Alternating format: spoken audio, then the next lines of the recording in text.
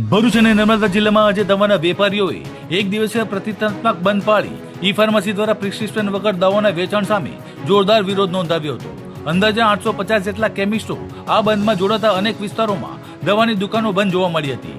All India chemist and druggist association અને the federation of Gujarat state chemist and ડ્રગિસ્ટના આહવાન હેઠળ યોજાયેલા વિરોધ કાર્યક્રમમાં ભરૂચ નર્મદા જિલ્લાના કેમિસ્ટ એન્ડ ડ્રગિસ્ટ એસોસિએશન પણ સક્રિય રીતે જોડાયું હતું।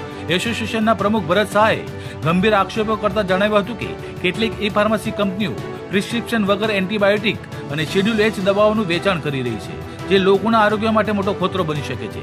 સાથે જ ઓનલાઈન નકલી દવાઓનું વેચાણ અને બોગસ પ્રિસ્ક્રિપ્શનના ઉપયોગ જેવી ગેરરીતિઓ વધી રહી હોવાની પણ ચિંતા વ્યક્ત કરવામાં આવી હતી। કેમિસ્ટોએ સરકાર પાસે ગેરકાયદેસર ઓનલાઈન દવા વેચાણ સામે કડક કાર્યવાહી અને ઈ ફાર્મસી પર નિયંત્રણ લાવવાની માંગ ઉઠાવી છે। જો કે સામાન્ય દર્દીઓને મુશ્કેલી ન પડે તે માટે ટ્રસ્ટ સંચાલિત હોસ્પિટલોને દવા વેચાણ માટે છૂટ આપવામાં આવી હોવાનું પણ જણાવ્યું હતું। અમારી માતૃ સંસ્થા all India chemist and druggist association અને the federation of Gujarat state chemist and ડ્રગિસ્ટના આદેશ અનુસાર આજે પૂરા ભારત વર્ષની અંદર બધા જ કેમિસ્ટો છે એ એક બંધ પાડી રહ્યા છે। તેની મુખ્ય અમારી 3 માગણીઓ છે। 3 માગણીઓમાં પહેલી માગણી અમારી એવી છે કે ઓનલાઈન વ્યવસાય થઈ રહ્યો છે, ઓનલાઈનના વ્યવસાયના કારણે ઘણી બધી મુશ્કેલીઓ થઈ રહી છે અને યુવાધન એ ખોટા માર્ગે જઈ રહ્યું છે।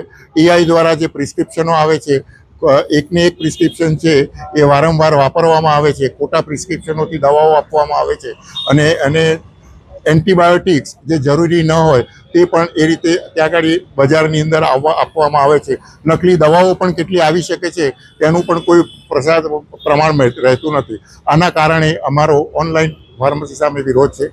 બીજું, જ્યારે કોવિડનું સંક્રમણ આવ્યું અને કોવિડ વખતે જે કાયદો સરકારશ્રીએ કર્યો હતો કે જે આશીર્વાદરૂપ હતો કે ઘરે ઘરે જ્યારે પેશન્ટને પાસે જઈ અને દવા આપવામાં આવે, આ 220 કાયદો એ હવે એની કોઈ જરૂરી નથી અને એને દૂર કરવા માટેની અમારી માગણી છે।